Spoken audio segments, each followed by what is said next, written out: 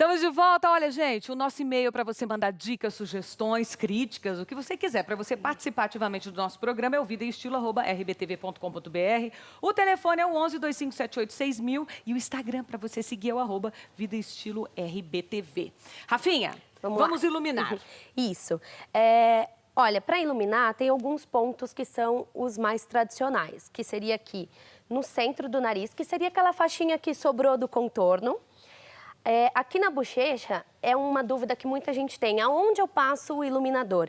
Uma dica para não errar é você imaginar que são 3 linhas aqui. Então, seria o contorno, o blush e o iluminador. E aí fica mais fácil. Eu gosto de fazer um Czinho. Tem que pegar leve com o iluminador. Não dá para ir com muita sede ao pote, senão você vai brilhar um pouco. A mulherada tá usando bastante. Na verdade, eu acho que não tem muita regra. Se a pessoa se sente bem assim, vai, coloca iluminador e vai, né? Mas assim, a maneira mais tradicional de passar é você fazer como se fosse um Czinho aqui mesmo em volta do rosto. E aí pode passar também aqui no queixo e um pouquinho até acima dos lábios, que é para dar um foco nessa parte do meio do rosto. Isso. Ó, como ela disse, muito legal isso. São 3, né, riscos aqui. Isso. O primeiro é do contorno, o outro você passa o blush e o iluminador. Exatamente. Assim fica mais fácil de saber onde colocar cada coisa. Muito legal. Ela faz exatamente como é o preenchimento. Exatamente. A região malar, você faz intuitivamente, né? Sim. Mas é exatamente isso, a região malar, região do queixo, região pré-labial, tudo isso daí. Ô, doutor, as mulheres um pouco mais velhas, né, com um pouco mais de idade, eu já vi algumas colocando o preenchimento aqui para ficar com a maçã mais enaltecida. Que é exatamente isso. É uma cirurgia, é uma aplicação? É uma aplicação comum? de preenchimento, é muito comum fazer, mas também tem que ir com calma, né? Porque senão fica muito feio, como a gente já está vendo, né? Você pega a revista, o tanto de gente que está fazendo exagerado. Ok, Rafinha, já volto aqui com você, viu? Tá bom. Nós temos um telespectador na linha? Alô? Já chegou? Alô? Alô, quem fala? Daqui a pouquinho a gente continua com ela, então. Então, é um preenchimento. É um preenchimento. É com a toxina botulínica? Não. É feito com ácido hialurônico, né? A toxina botulínica é para paralisar o músculo. Tá. E o preenchimento é para dar volume no músculo, tá? Então, nesse caso, é o ácido hialurônico que é feito, que faz a mesma coisa que ela estava fazendo ali. Ela dá o brilho nessa região malar para enaltecer essa região. Esse preenchimento ele é feito também aqui nesses sulcos, que popularmente a gente chama de bigode chinês, que é o sulco nasogeniano ou nasojugal, exatamente isso. Onde mais no rosto eu posso fazer? Pode fazer no queixo. Para ampliar um pouquinho? Ampliar um pouquinho. Região malar, que é essa região aqui do ângulo da mandíbula. Região malar e região do ângulo da mandíbula. Região de lábios, também preenchimento de lábios. Então, todas essas regiões podem ser feitas, mas tem que ir com calma, porque o pessoal está fazendo demais, né? Está fazendo muito, está estranho. E aí, em vez de ficar bonito, fica... Não, parece que o enxame de abelha foi lá e picou, né? Aliás, fica feio. quais são os riscos e cuidados quando a gente pretende fazer uma cirurgia plástica ou um preenchimento, uma toxina botulínica, doutor? Qualquer tipo de procedimento como esse, é procurar um cirurgião plástico ou um dermatologista, que no caso faz preenchimento ou toxina botulínica, saber que eles são realmente médicos, se são pessoas que podem fazer esse tipo de procedimento. E na cirurgia plástica, procurar um cirurgião plástico. Entra no site da Sociedade de Cirurgia Plástica e vê se o cara é cirurgião plástico mesmo. Que tem um monte de gente que... Se tem algum processo, como está a vida coisas. dele. Tem que procurar, tem que ter indicações. Hoje em dia está fácil, né? Você tem as indicações, você tem internet justamente para isso.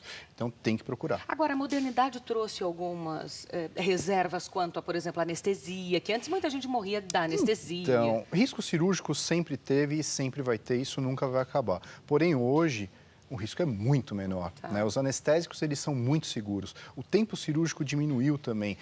O tipo de anestesia diminuiu também. Então, os riscos diminuíram também.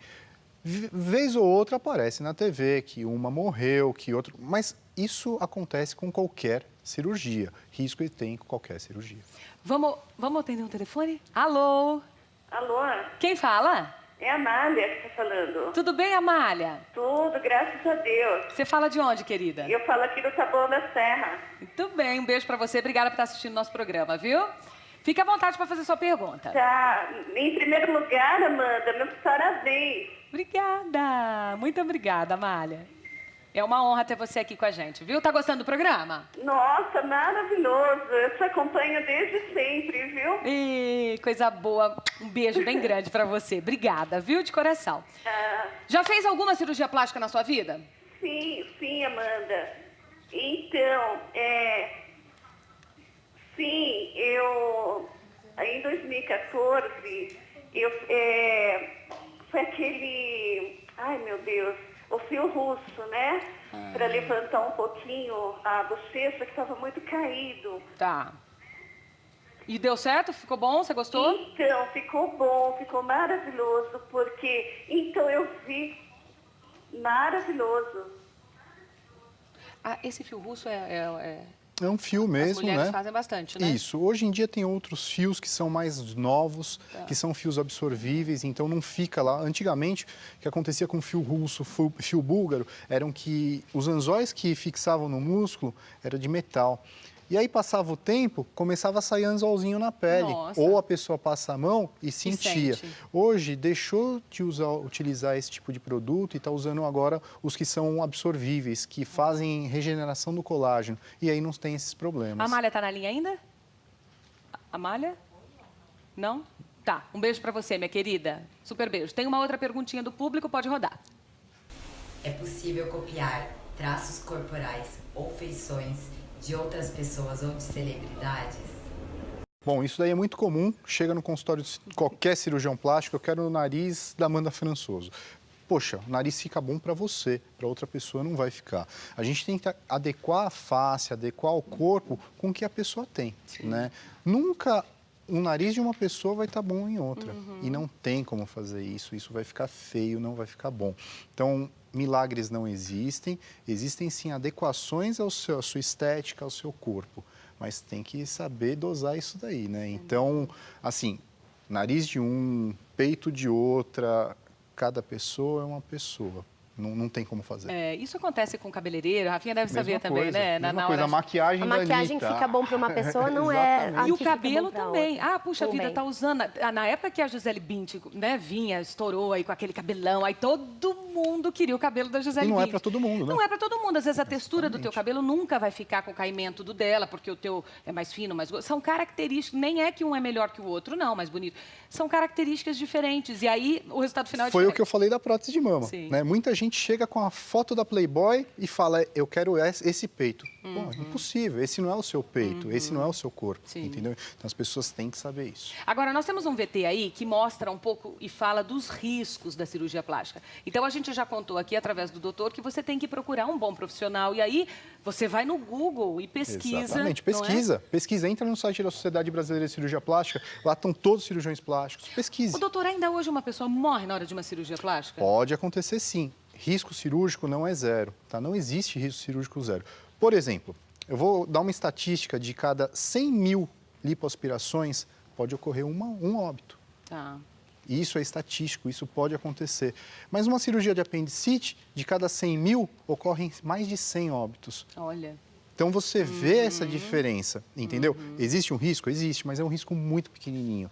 Quem vai submeter uma cirurgia plástica tem que saber. Risco existe. Assim como se a gente sair aqui na rua e ser atropelado, Claro. ter uma bala perdida, N coisas, Sem dúvida. o risco existe. Sem tá? dúvida. Nos olhos, você falou do corte aqui em cima. Isso, da blefaroplastia. Isso. Quando você faz em cima, automaticamente você tem que fazer Nem embaixo? sempre, Não necessariamente. Não necessariamente. Tem pessoas que têm uma flacidez em cima e não tem embaixo, e ao contrário também existe. Tem embaixo e não tem em cima. As bolsinhas são removíveis através da... São. Elas podem ser removidas ou elas podem ser recolocadas no lugar certo. Então, isso vai depender do tipo de pele, do jeito que é o olho da pessoa. Por exemplo, eu mesmo, ó, em breve vou ter que fazer. Tem uma bolsinha aqui. Essa bolsinha, os orientais têm muito. Sim. Pouca pele, mais bolsinha. Abre, tira a bolsinha, Abre aqui acabou. mesmo? Aqui mesmo ou por dentro Por da dentro. conjuntiva. Aí depende. Se for tirar a pele, abre por fora. Se não for tirar a pele, abre por dentro. E olheira, doutor?